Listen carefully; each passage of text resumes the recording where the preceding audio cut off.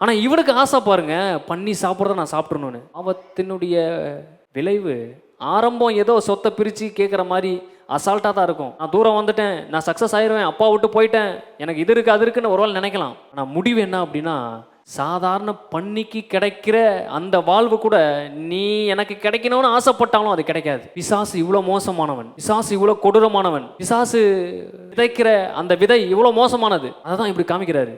Step by ஸ்டெப்பாக நீ இல்லாமல் போயிடுவேன். அதனால ஆரம்பத்திலேயே அதுக்கு முற்றுப்புள்ளி வையின்றாரு. இல்லை குறைவுப்பட தொடங்கும் போது வெய்யி, இல்லைனா ஒன்றுமில்லாமல் போகும்போது வெய்யி. ஆனால் இவன் கொஞ்சம் புத்திசாலின்னு நினைக்கிறேன். தேவனுடைய கிருபை சீக்கிரமாக இவன்கிட்ட வந்து சேர்ந்துருச்சு. எல்லாம் இழந்து சாகருக்கு முன்னாடி அப்பாட்ட போகணும்னு முடிவு பண்ணிட்டான். வசனம் சொல்லுது பாருங்க, ஆசையாக இருந்தான், ஒருவனும் அதை அவனுக்கு கொடுக்கவில்லை. எந்த ஆசையும் பூர்த்தி ஆகாது.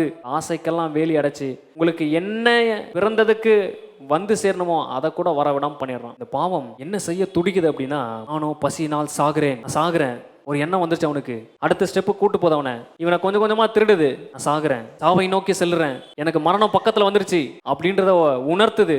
நீ சாவுக்கு தான் ரெடி ஆகிட்டு இருக்க, நீ இதுக்கப்புறம் இந்த பூமியில் வாழ முடியாது, அப்பாவுக்கு துரோகம் பட்ட, அண்ணன் உன்னை ஏற்றுக்க மாட்டான், வீட்டுக்கு போனால் சேர்த்த மாட்டாங்க, இப்படிலாம் யோசிக்கிறான். ஆனால் எங்கள் அப்பா வீட்டில் வேலைக்காரனை கூட எங்கள் அப்பா நல்லா தான் வச்சிருக்காரு. ஆனால் நான் இப்போ ரெடி ஆகிட்டேன், சாவு தான் எனக்கு அர்த்தத்தை வரப்போதுன்னு நினைக்கிறான். நான் ஏதோ ஒரு விதத்தில் இவன் செய்யாத ஒன்றை தேவன் செய்கிறாரு. அப்பா வாசப்படி நின்று காத்துட்டு இருக்காரு பாருங்க. அந்த காத்துட்டு இருக்க அதுவே ஒரு ஜபமாக மாறுது. இவனுக்காக ஏங்குற அந்த ஏக்கமே ஜபமாக மாறுது. எத்தனை பேர் உங்கள் பிள்ளைங்களுக்காக ஏங்கிட்டு இருக்கீங்க?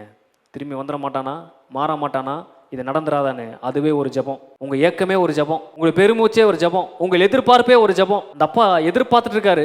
அந்த எதிர்பார்ப்பே இவனை அந்த மரணத்திலிருந்து தூக்கிட்டு வருது. அவனுக்கு லைட்டா ஒரு வெளிச்சம் அடிக்குது. என்ன வெளிச்சம்?